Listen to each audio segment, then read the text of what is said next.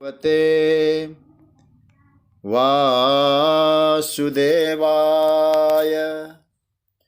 कृष्णाय वासुदेवाय हरे परमात्मने प्रणतः क्लेशनाशाय गोविन्दाय नमो नमः।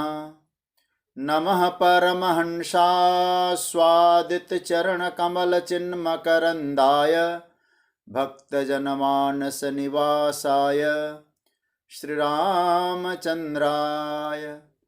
वागीशायस्य वदने लक्ष्मीर्यस्य च वक्ष्यसि यस्यास्ते हृदये संवित्तं नृसिंहमहं भजे। गुरुर्ब्रह्मा गुरुर्विष्णुर्गुरुर्देवो महेश्वरः गुरुस्साक्षात् परब्रह्म तस्मै श्री गुरवे नमः। भगवत चरण कमलानुरागी सभी आत्मीय प्रिय प्रभु प्रेमीजन, गाजियाबाद से मेरे पितृतुल्य पूज्य पांडे जी, स्वाध्याय परिवार से जुड़े हुए सभी आदरणीय महानुभाव और विज्ञान के माध्यम से देश से भी और विदेश से भी गीता स्वाध्याय के इस यात्रा में सम्मिलित हुए सभी पथिकों को मैं प्रणाम करता हूँ, वंदन करता हूँ। जय सिया राम, राधे राधे। प्रभु की मंगलमय कृपा करुणा से हम लोग श्रीमद् भगवद गीता के 13वां अध्याय, जिसका नामकरण किया है क्षेत्र क्षेत्रज्ञ विभाग योग, उस पर चिंतन चल रहा है। भगवान ने अनेक अनेक विषयों को लिया है और अनेक विषयों को लेकर तत्व निर्णय किया है। मतलब किसी तरह से व्यक्ति को तत्व बोध हो। जैसे शिव महिम्न स्तोत्र में गंधर्वराज पुष्पदंत जी कहते हैं न कि नृणामे को गम्यस्त्वमसि पयसा मरनव इव। जैसी टेढ़ी मेढ़ी नदियाँ, सबको समुद्र में ही पहुँचना है। गम्यस्थान लक्ष्य नदियों का समुद्र है।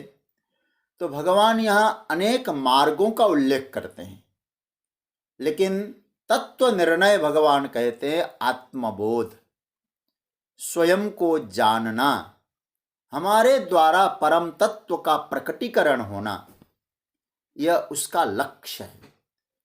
और भगवान ने 4 साधन 2 श्लोकों में बताए, उस पर हम लोग चिंतन कर चुके हैं। तो 24 और 25वें श्लोक में भगवान ने ध्यान साधन, सांख्य साधन, उसके बाद कर्मयोग, फिर श्रवण, इन 4 साधनों पर भगवान ने बहुत सुंदर विश्लेषण हम सबको समझाया। अब भगवान एक नया प्रकरण उठा रहे हैं, और ये प्रकरण हो सकता है प्रारंभ में चिंतन करने में आपको ये लग सकता है कि कहीं बुद्धि की वर्जिश तो नहीं है, कहीं इस प्रकरण में कोई निचोड़ मिल सकता है क्या, ये भी मन में संदेह हो सकता है।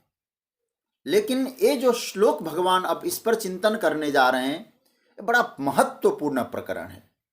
एक ही श्लोक का प्रकरण है, जिसको कहा जा सकता है गागर में सागर भर देना। ये जो 26वां श्लोक है, और आचार्यों ने, मनीषियों ने इस पर बहुत गंभीर चिंतन किया है। कई प्रकार के भ्रम साधकों के जो हो सकते हैं, उन भ्रमों को यहाँ निरस्त किया है। पूरी तरह से शास्त्रों का निष्कर्ष ठाकुर जी ने इस श्लोक में बताया है। इसलिए भगवान भाष्यकार ने इस श्लोक जो वर्णन किया है 26वां, उससे पहले अपने भाष्य में, शांकर भाष्य में, उन्होंने एक संगति लगाई। वो संगति विचारणीय संगति है। वो क्या कहते हैं भाष्यकार की संगति देखिए जरा। उन्होंने उठाया यज्ञात्वा मृतमश्नुते। वो कहाँ से का श्लोक था? यज्ञात्वा मृतमश्नुते।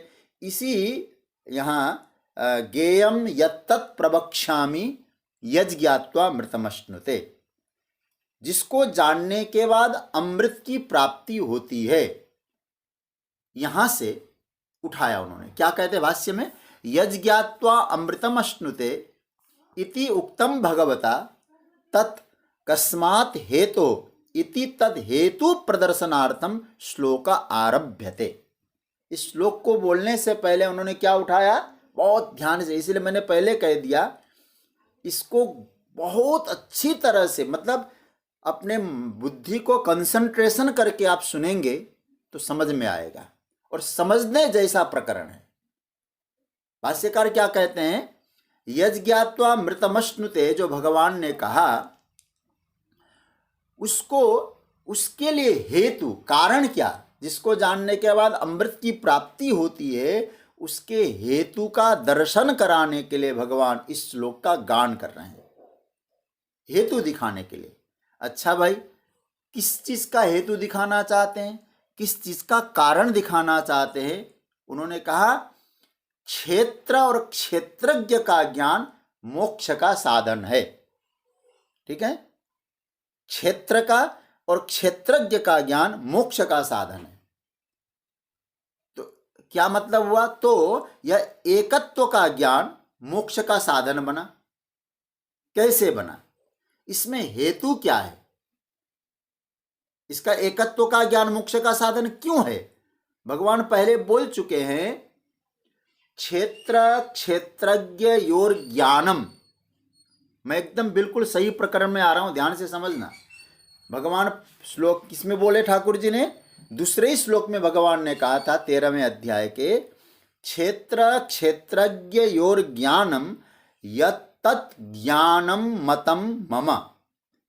भगवान कहते यही ज्ञान है, ये मेरा मत है। कौन सा ज्ञान बताया? क्षेत्र का ज्ञान और क्षेत्रज्ञ का ज्ञान, यही वास्तव में ज्ञान है और यही मेरा मत है, ये भगवान कह रहे हैं। तो क्षेत्र का ज्ञान होना और क्षेत्रज्ञ का ज्ञान होना, क्यों भाई? क्या इसके बाहर कोई और नहीं है क्या? क्षेत्र और क्षेत्रज्ञ के ज्ञान के बाहर भी कोई चीज मिल सकती है या नहीं? जो आप ये कहते हैं क्षेत्र और क्षेत्रज्ञ क्या ज्ञान, ज्ञान ही सब कुछ है, इसके बाहर कुछ है कि नहीं? तो भगवान इसी बात का मानो उत्तर देना चाहते हैं, क्योंकि क्षेत्र क्षेत्रज्ञ का प्रकरण भगवान धीरे धीरे समेटना चाहते हैं। तो भगवान कहते हैं नहीं अर्जुन, एक और महत्वपूर्ण चीज जानने लायक है। क्षेत्र का ज्ञान, क्षेत्रज्ञ का ज्ञान, ये दोनों तो आपने जान लिया, लेकिन एक तीसरा ज्ञान बहुत महत्वपूर्ण है। ये तीसरे ज्ञान की चर्चा 26वें श्लोक में। क्या ज्ञान है? क्षेत्र और क्षेत्रज्ञ के संयोग से संपूर्ण प्रपंच की प्रपंच का निर्माण। क्या बताया मैंने? क्षेत्र और क्षेत्रज्ञ के संयोग से संपूर्ण प्रपंच का निर्माण, इसका यह विषय है। इस श्लोक का विषय क्या बना? इसको आप नोट कर लीजिए। क्षेत्र क्षेत्रज्ञ के संयोग से प्रपंच का निर्माण। और कितना प्रपंच? सारा प्रपंच का निर्माण, उसको यहां भगवान बता रहे हैं। और प्रपंच क्या है, कैसे निर्माण होता है, यह 26वां श्लोक है। और मैं पुनः आप लोगों से निवेदन करूंगा, कृपया कृपया कृपया खूब गंभीरता से, एकदम भगवान निचोड़ बता रहे हैं। मुझे मालूम है मैं आज इस श्लोक की पूरी व्याख्या नहीं कर पाऊंगा, इतना महत्वपूर्ण चिंतन है। फिर भी आप लोग मनीषी लोग हैं, बहुत चिंतन करते हैं, इसलिए निवेदन कर रहा हूं, खूब अच्छी तरह से चिंतन करिएगा। नहीं समझ में आएगा तो हमसे पूछिएगा, लेकिन समझने जैसा तत्व भगवान बोलने जा रहे हैं। तो आइए 26वें श्लोक का पाठ करें, अर्थ बताएं, फिर इस पर चिंतन करें। मैं बोलूं फिर आप लोग बोलिएगा। भगवान कहते हैं, यावत् संजायते किंचित सत्वं स्थावरजङ्गमम्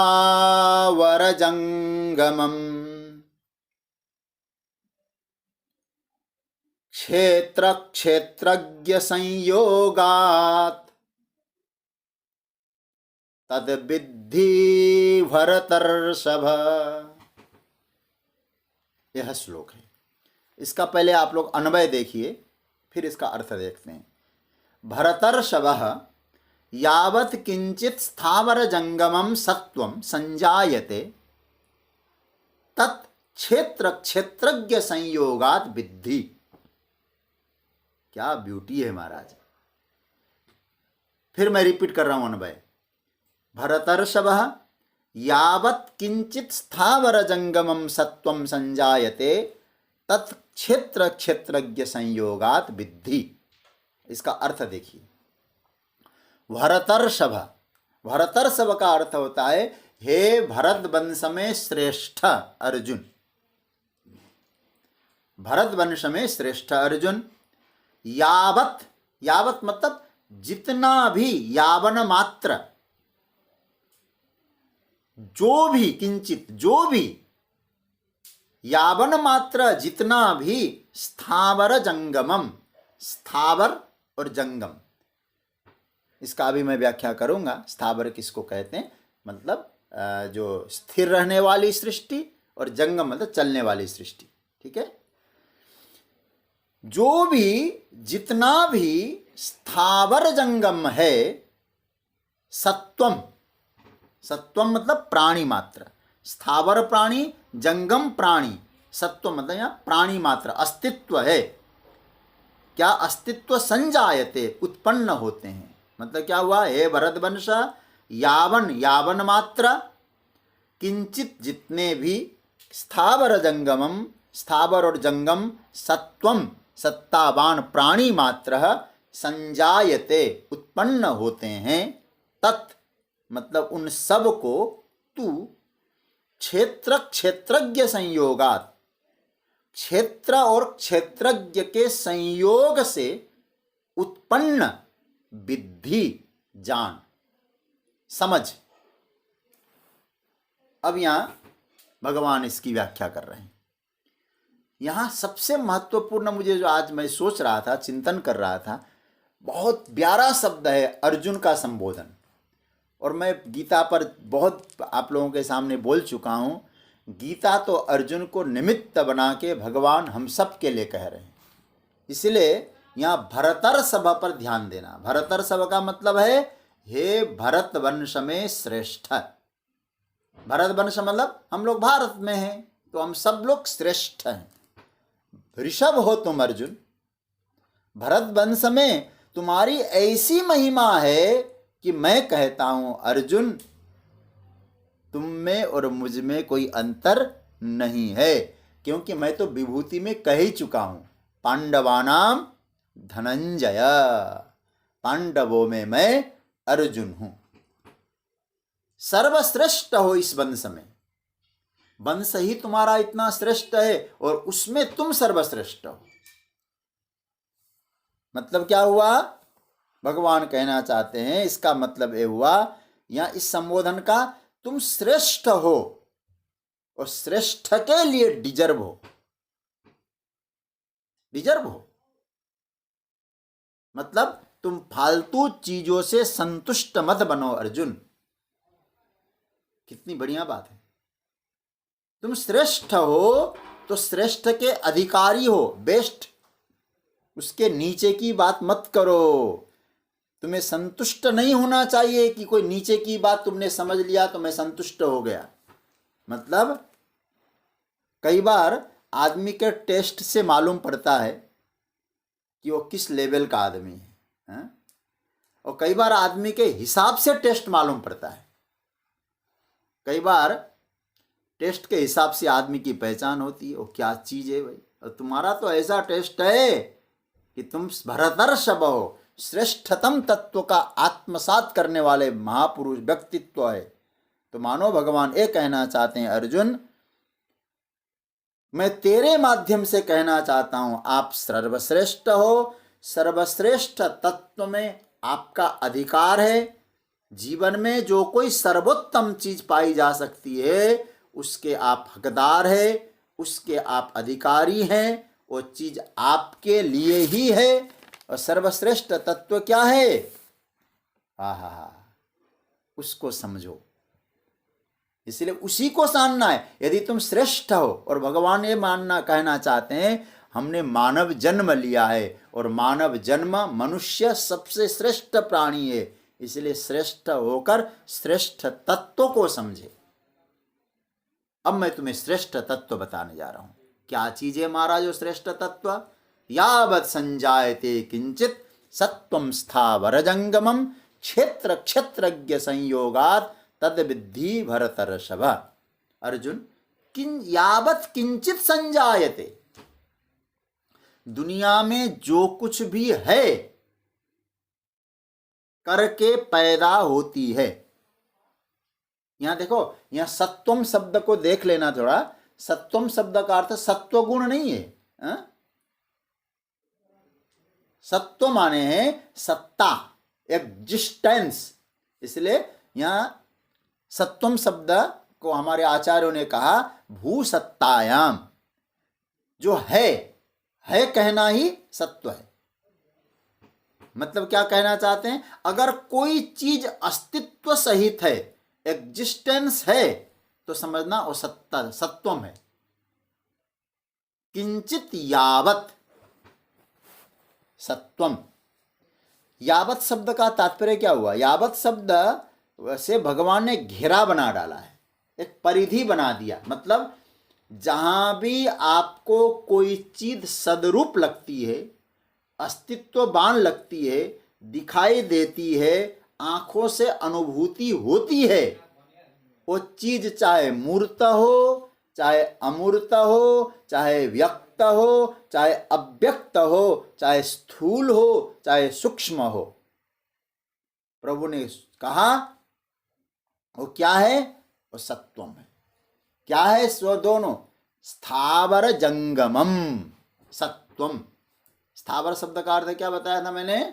जो नहीं चलने वाली सृष्टि है, जैसे वृक्ष है, वनस्पति है, पत्थर है, ये सब क्या है? ये स्थावर है। इसलिए इस शब्द में स्थावर जंगम आए ना, यावत संजायते किंचन सत्वम स्थावर जंगम। और जंगम किसको कहते हैं? जो चलती है, जो सृष्टि, मनुष्य है, कीड़े है, पतंग है, प्राणी है, पशु पक्षी है, ये सब जंगम है। तो नहीं चलने वाली भी जितनी है और चलने वाली जितनी भी है, भगवान कहते सब क्या है? प्रभु ने कहा स्थावर जंगमम किंचित वर्तते, ये सब सत्वम है, अशेष प्रपंच है, विदाउट एनी एक्सेप्शन। ये किसने कहा जानते हैं? चिन्मयानंद जी महाराज। ये सत्वम, उन्होंने इसका अर्थ लगाया है अशेष प्रपंच यावत किंचित सत्वम स्थावर जंगमम रूपम। ऐसे तोड़कर बोलिए, क्या बोलना? स्थावरम रूपम सत्वम, जंगमम रूपम सत्वम संजायते। स्थावर रूप में जो अस्तित्व दिखाई दे रहा है, जंगम रूप में जो अस्तित्व दिखाई दे रहा है, मतलब जो जन्म लेती चीजें हैं, मालूम है अर्जुन ये सब कैसे बनी है? सब संयोगात संजायते। ये भी पकड़ना थोड़ा सा, संयोगात संजायते, इस संयोग से पैदा हुए हैं। उसका कारण क्या है? एक कारण, एक कारण, इतना प्यारा कारण है, संयोगात। संयोगात संजायते, केवल संयोग से? बोले हाँ, केवल संयोग मात्र से सभी चीजें उत्पन्न हो रही है। हे प्रभु, संयोग से उत्पन्न हो रही है तो किसके संयोग से उत्पन्न हो रही है? ये महत्वपूर्ण बिंदु पर ध्यान चाहता हूं आप लोगों का। भगवान कहते हैं, प्रभु से मानो पूछा गया, आप बता तो दीजिए संयोग से उत्पन्न होते हैं, किसके संयोग से? बोले क्षेत्र क्षेत्रज्ञ संयोगात। क्षेत्र और क्षेत्रज्ञ के बीच में जब संयोग होता है, उस संयोग का परिणाम है पूरा प्रपंच। एक नई चीज आपको मिलेगी यहां। जो आप लोग वेदांत में जो रुचि ले सकते हैं उसको और गंभीरता से चिंतन करना होगा। तो क्या हुआ, क्षेत्र का संयोग बना और क्षेत्र का अलग से नहीं, दोनों का, क्षेत्र और क्षेत्र के का संयोग बना और प्रपंच पैदा हुआ। ठीक है, क्या करना भाई, अतः इस प्रपंच के यथार्थ को, रहस्य को विद्धि, विद्धि का अर्थ क्या हुआ, जान। अर्जुन, इसके रहस्य को जानना होगा। उसको जानने के लिए क्या क्या जानना होगा, पहला जानना पड़ेगा आपको, क्षेत्र को जानना है, क्षेत्रज्ञ को जानना है। दो घटक हो गए ना, एक क्षेत्र घटक हो गया, एक क्षेत्रज्ञ घटक हो गया, और भगवान एक तीसरा घटक बता रहे, कौन सा है, इन दोनों का संयोग। आप इसको नोट करिए, आगे बहुत आपको काम आएगा। 3 घटक की चर्चा आई, क्षेत्र घटक, क्षेत्रज्ञ घटक, इन दोनों के संयोग का घटक। अब इन दोनों का संयोग कैसे हुआ यह भी आपको जानना पड़ेगा। तो ज्ञान के क्षेत्र में कितनी बातें आ गई, 3 बातें आ गई। मैं बार बार आपको रिपीट कर रहा हूं, क्षेत्र लक्षणम, क्षेत्रज्ञ लक्षणम, क्षेत्र क्षेत्रज्ञ संयोग लक्षणम। भगवान ने क्षेत्र के बारे में तो बताया, मैं इस बात को समझाने के लिए थोड़ी आगे भी आपको एक बार स्मरण दिला दूं। भगवान ने क्षेत्र का लक्षण बता दिया। क्या बताया, पहले ही श्लोक में भगवान ने कह दिया, इदम शरीरम कौन्तेय क्षेत्रम इति अभिधीयते।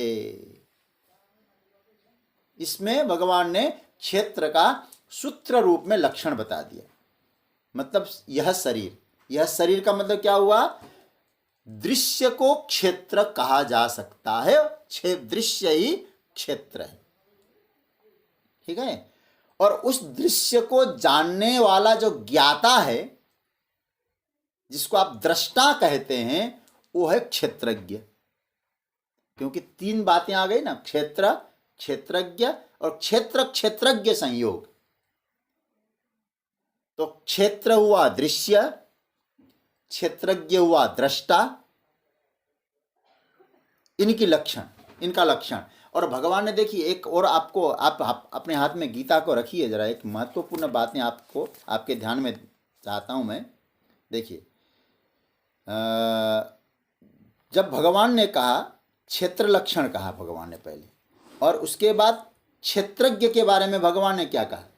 क्षेत्रज्ञ कौन है, क्षेत्रज्ञम चापी माम विद्धि, दूसरा श्लोक, क्षेत्रज्ञ मुझे जान, भगवान ने कहा है ना। तो यहां देखिए, क्षेत्रज्ञम चापी माम विद्धि कहकर यहां विद्धि शब्द का प्रयोग किया। ये विद्धि शब्द बड़ा प्यारा है, मैं बार बार कहता हूं। और उसी विद्धि शब्द को उठा के भगवान ने इस 26वें श्लोक में भी कह दिया।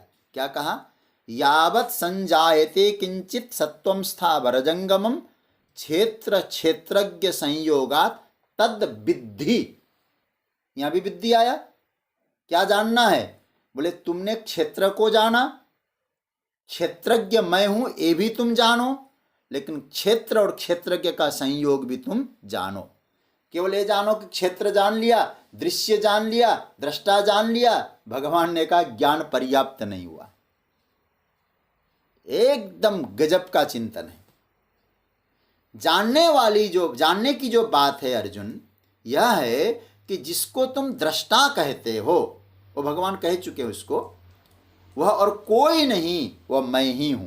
क्षेत्रज्ञम चापी माम विद्धि, यह जानो। विद्धि शब्द में क्षेत्रज्ञ, क्षेत्रज्ञम विद्धि, अर्थात जब तुम दृष्टा को स्पर्श कर लेना, मैं जो वाक्य बोल रहा हूं, आप जब दृष्टा को स्पर्श कर लेना, उस दृष्टा का अनुसंधान कर लेना, तो आप अपने आप को पूरा मत समझ लेना कि नहीं मैंने दृष्टा को पा लिया, अनुसंधान कर लिया। अब आप अपने आप से प्रश्न पूछो, जिन्होंने अनुभूति की है, उस दृष्टा को, खोजे हुए, उस अनुसंधान किए हुए दृष्टा को आप मानते क्या हो? हाँ, मानते क्या हो? अनेक पुरुषों में एक पुरुष मानते हो, अनेक चेतन तत्वों में एक चेतन मानते हो, अनेक असंग आत्माओं में एक आत्मा मानते हो। केवल यही आपकी मान्यता है, गलत हो जाएगा सज्जनों। फिर मैं क्या मानूं? हमने भगवान से प्रश्न पूछा, महाराज फिर मैं क्या मानूं? भगवान कहते, उस दृष्टा को पहचानो। वह कौन है? और दृष्टा क्षेत्रज्ञम चापी माम, और मैं हूं। फिर आप कौन है? बोले भगवान कहते, जिसने क्षेत्र की रचना की। एक तरह से देखो, मतलब क्या हुआ? उपनिषद का वाक्य, तद सृष्ट्वा तदेवानुप्राविशत, वही प्रविष्ट होकर यहां बैठा है। पहचान में आया कि नहीं आया? वेश बदल दिया, अनेक रूपों में वो प्रकट हो गया। इसलिए क्षेत्रज्ञम चापी, क्षेत्रज्ञ मुझे समझो। अब भगवान यहां क्षेत्र क्षेत्रज्ञ और ज्ञानम, देखो क्षेत्र और क्षेत्रज्ञ का ज्ञान ये मेरा ज्ञान है, ये मेरा मत है। तो जिसने इन दोनों को धारण कर लिया उसको क्या मिला? बोले अमृतत्वम अश्नुते, अमृत की प्राप्ति हो गई। तो यहां दो बता दिया।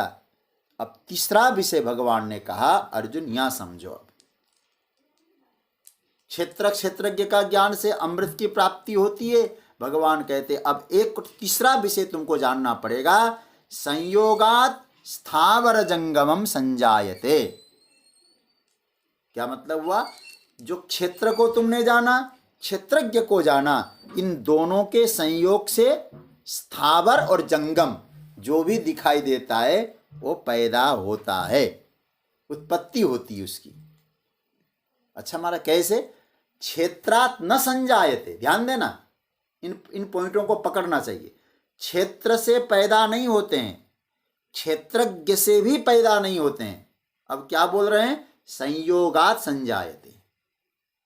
अकेला क्षेत्र कुछ नहीं कर सकता, अकेला क्षेत्रज्ञ कुछ नहीं कर सकता। क्षेत्र और क्षेत्रज्ञ का संयोग होता है, तभी कुछ सत्ता दिखाई देती है, सत्व दिखाई देती है, प्रपंच दिखाई देती है, दृश्य दिखाई देता है। अशेष प्रपंच इसी का परिणाम है। तो भगवान ने यहां तीसरा जो विषय मनन करने के लिए कहा है वो क्या बना? क्षेत्र और क्षेत्रज्ञ के संयोग का विषय बना। भगवान कहते अर्जुन उसको विद्धि, विद्धि का अर्थ क्या बताया? जानो, इसको जानना है। जानना है मतलब आदेश दिया है भगवान ने। विद्धि शब्द आदेशात्मक है, तुम जानो, आज्ञा दे रहे। तद विद्धि भरतर्षभ, यह बोध, यह प्रमा, यह निश्चय तुम्हारे अंतकरण में प्रकट हो जाना चाहिए। अर्जुन दो का संयोग, इसको समझो। दो का संयोग का मतलब है दृश्य प्रपंच, सत्व मतलब दृश्य प्रपंच।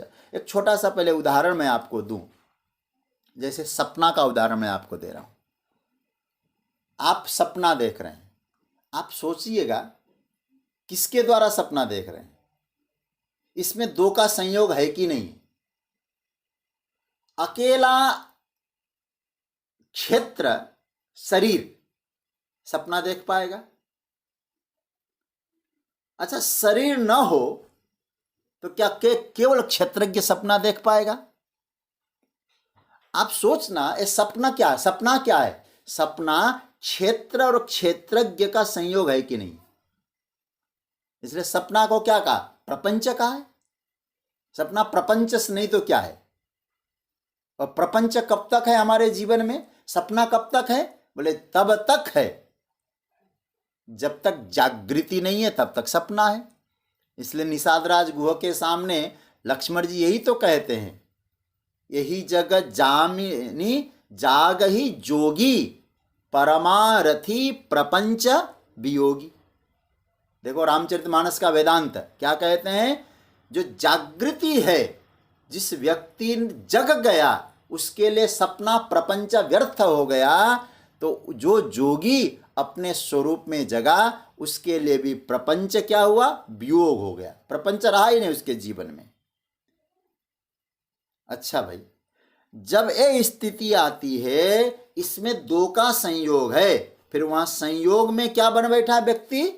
जीव बन बैठा। हाँ, और जीव बन बैठा तो बुरा मत मानना, आप लोग वेदांत का चिंतन कर रहे हैं। जहां हम जीव बन बैठे तो समझना बंधन वहीं आ गया। जीव है तो बंधन है। उस बंधन का मूल कारण, बुरा मत मानना, न क्षेत्र है न क्षेत्रज्ञ है। बंधन का मूल कारण क्या है? बंधन का मूल कारण है क्षेत्र और क्षेत्रज्ञ का संयोग। समझ रहे हैं ना? ये मूल कारण है। हमारे पूज्यपाद स्वामी श्री राम सुखदास जी महाराज इस पर कहते हैं, जैसे भगवान ने 25वें श्लोक में कहा, मृत्युम अति तरंती, मृत्यु से पार चले जाते हैं। तो मृत्यु से कौन पार नहीं जाता? तो उस विषय में स्वामी राम सुखदास जी महाराज कहते, बोले ऐसे लोग पार नहीं जा पाते जो अपने आप को जीव मान बैठे हैं, अज्ञानी मान बैठे हैं और क्षेत्र क्षेत्रज्ञ के संयोग को ही सत्य मान बैठे हैं। इसको भी जानना जरूरी है। इसलिए भगवान कहे तद विद्धि, जानो, यही वेदांत का निश्चय है। दृश्य प्रपंच न क्षेत्र में है न क्षेत्रज्ञ में है, दोनों का संयोग में है। इसको आपको जानना है, यही गीता का सिद्धांत है, यह समझना है। ऐसे बंधन, या कहें कि भगवान ने कहा ना, सदसद योनि जन्मसु, सद योनि असद योनि में जन्म का गीता के 13वें अध्याय में अब तक 3 कारण हुए हैं। 3 कारण, मैं इसको आप से निवेदन करूंगा, नोट कर लीजिए इनको। ये जो जीव कहकर हम अपने आप को बंधन में, मरण धर्मा, मैं अज्ञानी हूं, मैं मरने वाला हूं, मैं ऐसा हूं, मैं वैसा हूं, जो कह रहे हैं, इसके 3 कारण हैं। 2 कारण पहले हो चुके हैं, तीसरा कारण है। पहला कारण क्या था? पुरुषः प्रकृतिस्थः। आया समझ में? जो हम लोगों ने इसको पढ़ चुके हैं, पुरुषः प्रकृतिस्थो ही भुंक्ते प्रकृति जान गुणान, 21वां श्लोक में। पहला कारण, वो जो पुरुष है, चेतन है, अपने आप को प्रकृतिस्थ समझता है तो जीव कहलाया, और जीव है तो जन्म मृत्यु है। फिर दूसरा कारण, गुणसंग, गुणों के प्रति संयोग।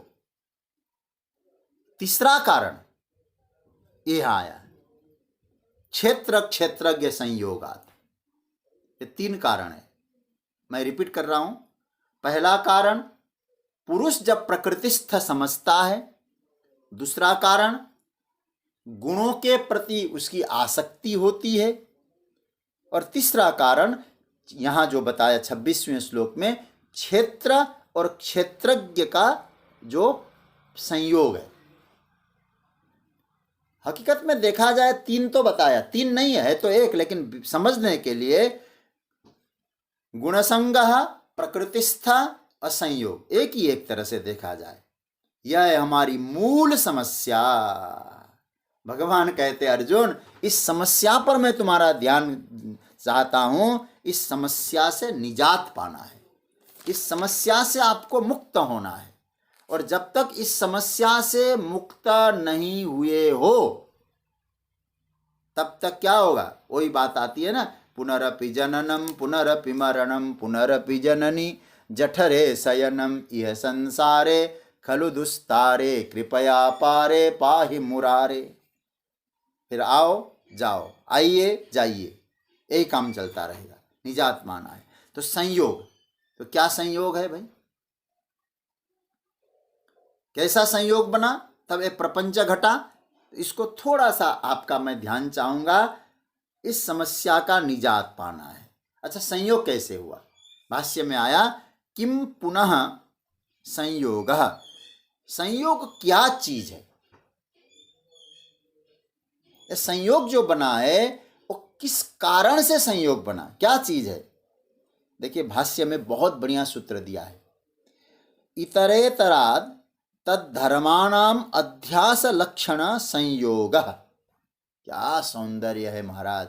भाष्य जो है ना, मैं तो अपने आप को सद्भाग्यशाली समझता हूँ, गुरुदेव के चरणों में बैठकर मैंने शांकर भाष्य विधिवत अध्ययन किया है।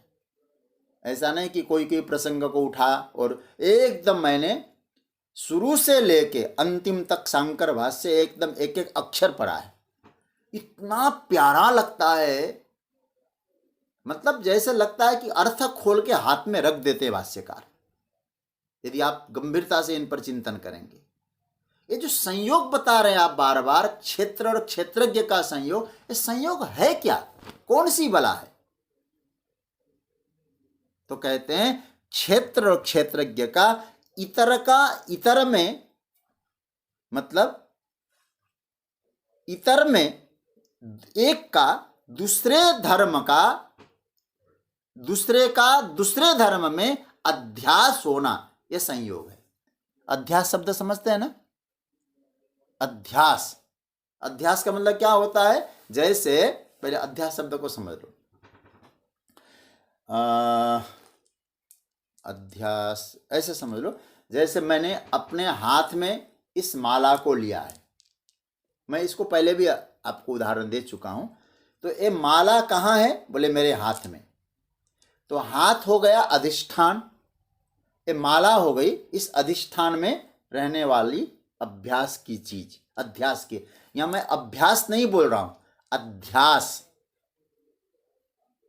और वेदांत में अध्यास को यह भी कहा जा सकता है उसके ऊपर भासमान चीजें। कैसे? जैसे रस्सी है, रस्सी अधिष्ठान है और सर्प उसका अध्यास है। अब रस्सी के बिना, अब आप कहेंगे भैया ये सर्प तो भ्रम है, लेकिन ये बात तो आप मान रहे हैं कि नहीं मान रहे? भ्रम का भी अधिष्ठान है कि नहीं? अधिष्ठान सत्य से आपको भ्रम की अनुभूति हो रही है। तो अध्यास का मतलब है कई बार न होते हुए भी अधिष्ठान की सत्यता में भासमान चीज का नाम है अध्यास।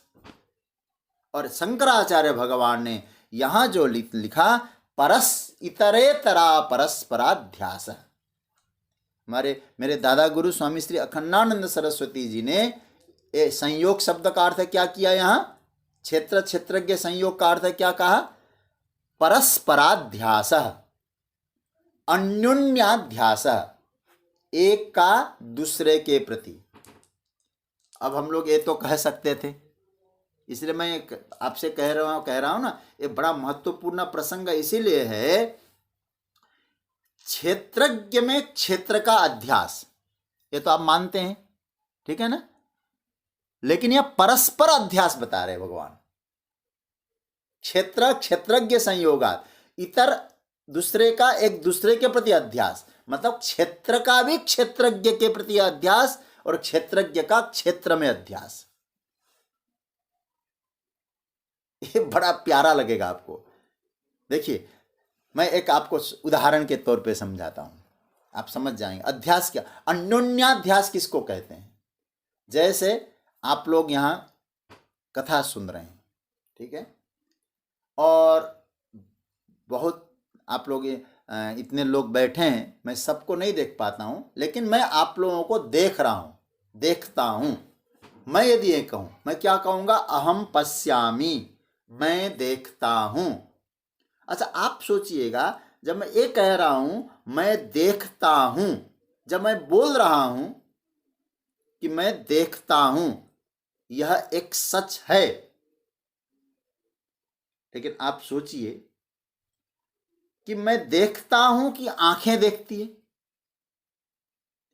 आंख देखती है तो मुझे ऐसा क्यों नहीं लगता है कि आंखें देख रही है? ऐसा क्यों नहीं लगता है?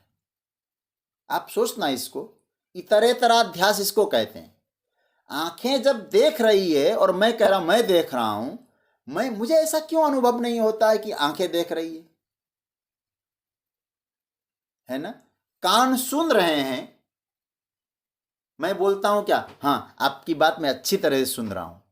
अच्छा भाई, अब अध्यास को पकड़ना है। तो कान का किसमें अध्यास हो रहा है, और मैं का भी अध्यास हो रहा है कि नहीं, मैं का कान में अध्यास हो रहा है कि नहीं। बारीकी बात बता रहा हूं आपको।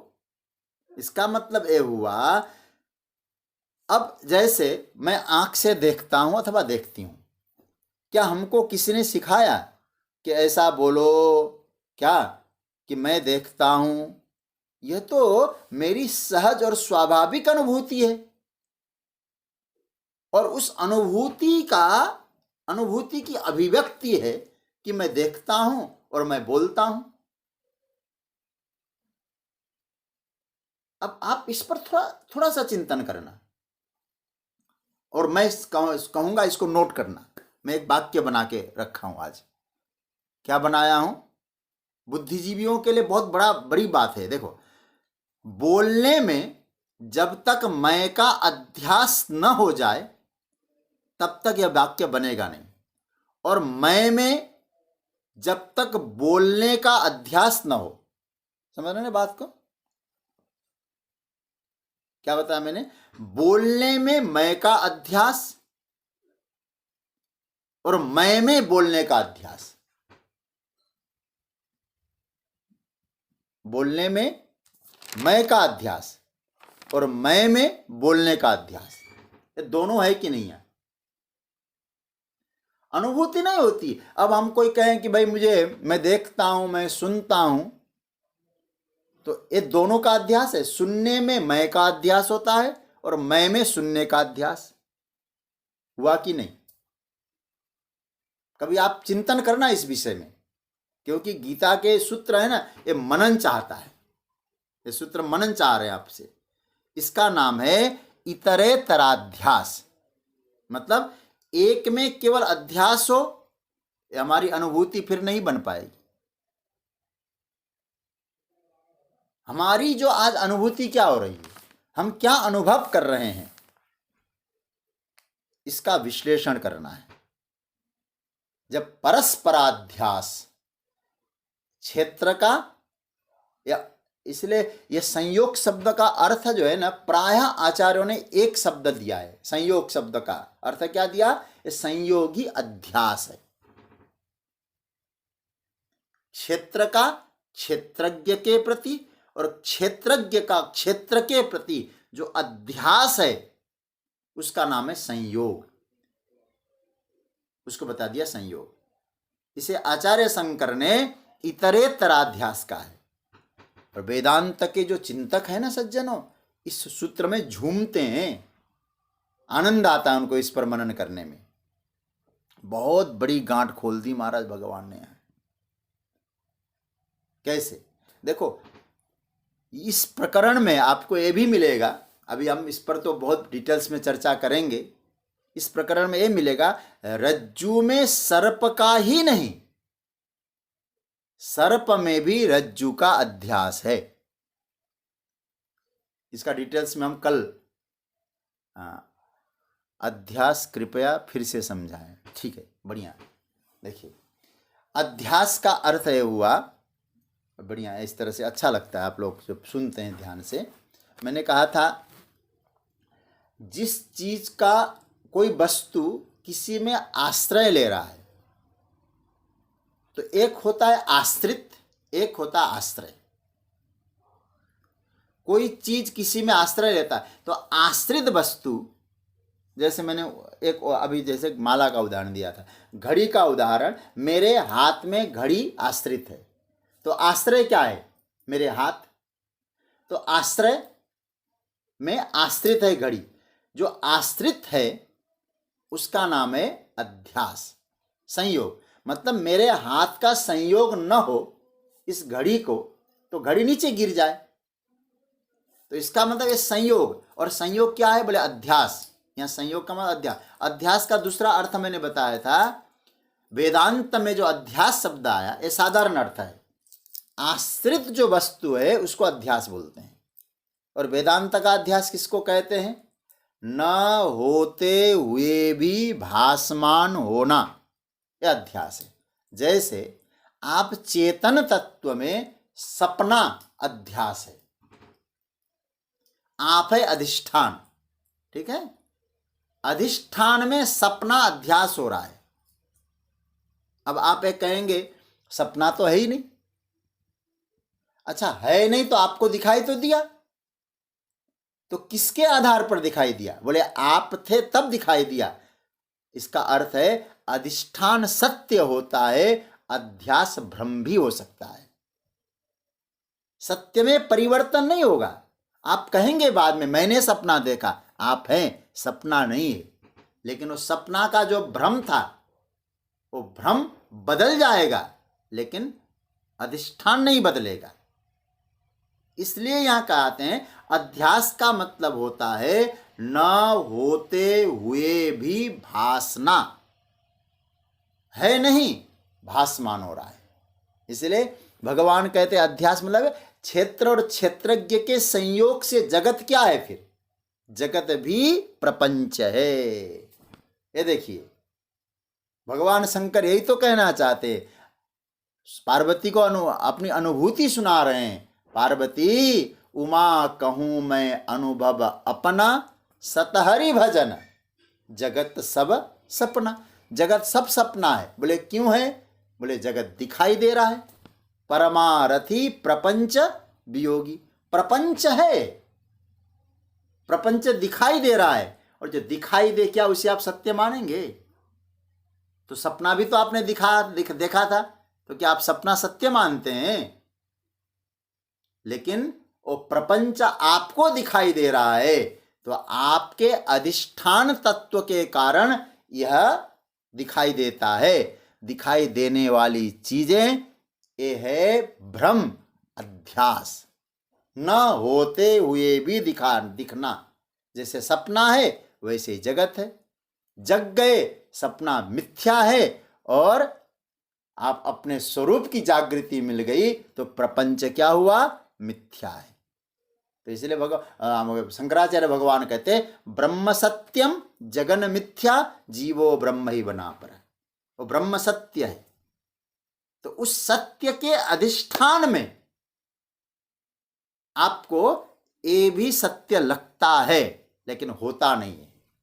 न होते हुए भी सत्य दिखाई देना, ये भी अध्यास का रूप है। मैं एक उदाहरण पहले भी दे चुका हूं, आपने जिज्ञासा प्रकट की है तो फिर उसको और स्पष्टीकरण कर दूं। पूज्य डोंगरे जी महाराज एक उदाहरण दिया करते थे, मैंने स्वाध्याय में इसको भी बताया है। ये उदाहरण देते थे कि एक गरीब आदमी था और जीवन भर खूब मेहनत करता रहा। उसने एक संकल्प लिया कि अंत मैं जीवन भर की कमाई से एक बढ़िया से असली सोने का चेन पहनूंगा। और कमाया, असली सोने का चेन पहना, घूमने लगा। वो क्या कहने लगे, क्या भैया आजकल भी जो है जो कंपनी वाले देखो, लगता है ना असली है, इसकी क्या औकात। नकली सोना भी असली पहन के घूम रहा है, असली की तरह। और एक श्रीमान थे, और श्रीमान ने कहीं जाना था, असली सोना क्या पहने, नकली एक हूबहू सोने जैसा उसको चेन पहन लिया। मार्केट में घूमने लगे, क्या कहने लगे, वाह क्या कहना भाई, इनके पास क्या कमी है। तो हाँ, पूज्य डोंगरे जी महाराज कहा करते इसी का नाम है अध्यास। सोना असली नहीं है, सोना नकली है। नकली सोना असली क्यों लग रहा है? क्योंकि श्रीमान ने पहना है। सोने की असलियत की प्रतीति क्यों हो रही है? क्योंकि श्रीमंताई के कारण, धनवान के कारण।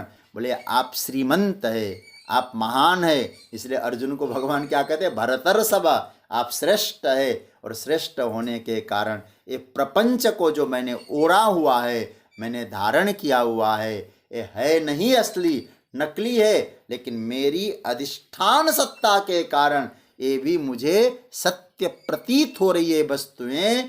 इसी का नाम है न होते हुए भी सत्य प्रतीत होना। ये वेदांत का अध्यास है। जैसे रस्सी में सर्प का भ्रम होना, ये बताया। तो भगवान कहते हैं अर्जुन, ये जो अध्यास है, ये जो संयोग है, केवल ये मत समझ लेना केवल वस्तु, और हम लोग तो वेदांत में ही सुनते आए ना, भ्रम कहाँ होता है? अधिष्ठान सत्ता में, मैं में। लेकिन भगवान ने यहाँ तो गजब का सूत्र दिया, इसलिए बहुत चिंतन मांग रहा है श्लोक। क्या कह रहे हैं? क्षेत्र क्षेत्रज्ञ संयोगात्। ये नहीं कि केवल क्षेत्र में ही भ्रम होता है, संयोग होता है, क्षेत्रज्ञ में नहीं होता है, दोनों का मिलना होता है। देखो भाई, जैसे क्षेत्र का क्षेत्रज्ञ के साथ संयोग क्या है? हमारे पूज्य स्वामी राम सुखदास जी महाराज तो इसको सहज रूप में उत्तर देते हैं। वो कहते हैं क्योंकि वो साधक संजीवनी तो कोई भी पकड़ ले, पढ़ ले, अच्छी तरह समझ जाएगा। इतना सरल कर दिया है पूज्यपाद स्वामी राम सुखदास जी महाराज ने। वो कहते हैं भैया तुम तो बिल्कुल परमात्मा के अंश हो, तुम तो ब्रह्म के अंश रूप हो, लेकिन क्षेत्र के साथ तुमने अपना संबंध जोड़ दिया, ये कहते हैं। और क्षेत्र के साथ अपना संबंध जोड़ने का परिणाम ये क्या हुआ? बोले बस मैं जीव हो गया। और याद रखना, जीव जब तक बने रहोगे तब तक न मृत्यु से मुक्त हो पाओगे, न आवागमन से मुक्त हो पाओगे। जीव भी बने रहें और आवागमन से भी मुक्त हो। भगवान इससे पहले क्या कहते हैं? मृत्युम अति तरंती कह चुके हैं। तो आपको ये ओढ़ी हुई मान्यता को हटानी पड़ेगी। खूब मान्यताएं ओढ़ रखा है ना हमने, मैं ज्ञानी हूँ, मैं अज्ञानी हूँ, मैं ए हूँ, मैं ओ हूँ, ये सब मान्यताओं को खत्म करना पड़ेगा। मैं कौन हूँ? शुद्ध चेतन स्वरूप अपरिछिन्न परम चैतन्य आत्मा हूँ, ये अनुभूति करो। सज्जनों, भगवान कहते हैं हे अर्जुन, इसको जानना, और इसको जानना ही वास्तव में जानना है। केवल तुमने क्षेत्र और क्षेत्रज्ञ को जाना नहीं। 13वें अध्याय की महिमा भगवान कहना चाहते हैं, अर्जुन याद रखना, यावत् संजायते किंचित सत्वम स्थावर जंगम। यावत, ज्यावन मात्र, जो भी तुम्हारे नजरों से दिखाई दे रहा है, जितना भी, किंचित, कितना, क्या? सत्वम। फिर सत्व का मैं ध्यान बता रहा हूं। सत्व मतलब है प्रपंच, जो कुछ प्रपंच दिखाई दे रहा है, दृश्य प्रपंच जो है, आप कहेंगे है, जैसे पुस्तक है, ये माला है, जहां भी है शब्द आएगा उसको आप कहेंगे सत्व। ठीक है, ये सत्व जो भी है से इंगित किया जा सकता है। यावत संजायते किंचित सत्वम कहां किया जाता है? देखो, जगत का नाम क्या बताया भगवान ने? एक नाम दिया है, स्थावर जंगमम। जगत क्या है? कोई चीज यहां स्थिर होके बैठी है, कोई चीज चल रही है। ठीक है, इसलिए स्थावर जंगमम। तो जो है चलने वाली चीज भी है और एक जगह स्थिर चीज भी है।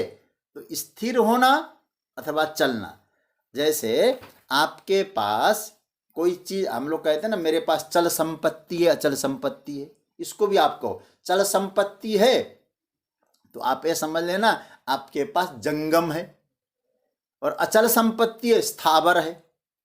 अब ये भी समझ लीजिएगा, ये क्या हुआ? बोले सब के सब सत्वम है, लेकिन कैसे है? भगवान कहते हैं क्षेत्र क्षेत्रज्ञ संयोगा। इस क्षेत्रज्ञ का क्षेत्र के साथ संयोग है, ये सब है, तब तक उसको जानना है। और संयोग नहीं है तो कुछ नहीं है। फिर समझ रहे हैं? ये दोनों का जब तक है, ये भाव बना हुआ है, एक रिलेशनशिप है, तब तक आपको कहना पड़ेगा है। और आप भीतर से जिस दिन समझ जाओगे रिलेशनशिप नहीं है, तो फिर कुछ नहीं है। तो सज्जनों, इतनी बहुत बड़ी गांठ को भगवान ने मुक्त करने का प्रयास किया है। और मैं फिर कह दूं, ये जो श्लोक है ना, आपको बहुत चिंतन चाहता है, मनन चाहता है। और मैं तो चाहूंगा इस पर और अच्छी तरह से चिंतन करेंगे ये बहुत बड़ी जो हमारे भीतर एक ग्रंथि है ना, वो ग्रंथि को खोलने का प्रयास किया ठाकुर जी ने। इसलिए इतरेतर संय परस्पर ध्यास, क्षेत्र का क्षेत्रज्ञ के प्रति, क्षेत्रज्ञ का क्षेत्र के प्रति ये जो अध्यास है, सर्प का सर्प में रज्जु, रज्जु में सर्प का अध्यास है। केवल एक मत समझ लेना कि वो सर्प का ही रस्सी में अध्यास है, नहीं, क्षेत्र क्षेत्रज्ञ संयोगात, इसलिए विशिष्ट चिंतन होगा इस पर। तो भगवान कहते हैं अध्यास हुआ है, यही क्षेत्र क्षेत्रज्ञ संयोग है, इसको आपको मनन करना है, चिंतन करना है। और केवल मनन चिंतन नहीं, जानना है, केवल सुनना नहीं, जानना है। सुन लिया हमने, ये दोनों का संयोग है। आज मुझे जो प्रश्न का उत्तर आया था ना, उसमें मेरे बहुत आदरणीय, बड़े प्यार, बहुत सुंदर चिंतन भेजते हैं हमारे आदरणीय श्री वाराणसी से पीयूष कुमार मिश्रा जी। उन्होंने बहुत बढ़िया बात कही, उनको पढ़ा में इतना आनंद आता है, सबका पढ़ता हूँ।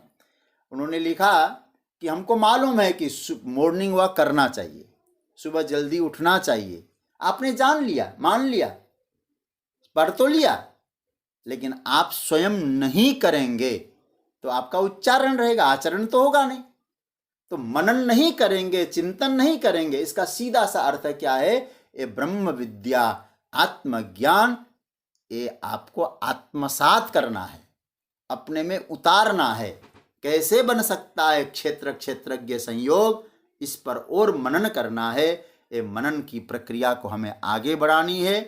तो भगवान कहते अर्जुन, क्षेत्र क्षेत्रज्ञ संयोगा तद विद्धि भरतर्षभ, यावत् संजायते किंचित सत्वं स्थावर जंगमम, क्षेत्र क्षेत्रज्ञ संयोगात तद विद्धि भरतर्षभ। उसको विद्धि जानो अर्जुन, तुम सर्वश्रेष्ठ हो। इन दोनों का संयोग कैसे बनता है, दृश्य प्रपंच कैसे पैदा होता है, सत्य क्या है, इसका अनुसंधान करो। इसका हम लोग अनुसंधान करेंगे। आज चर्चा को विराम दे रहा हूँ। 2-3 बातें आप लोगों से निवेदन करूँ। पहला तो आपसे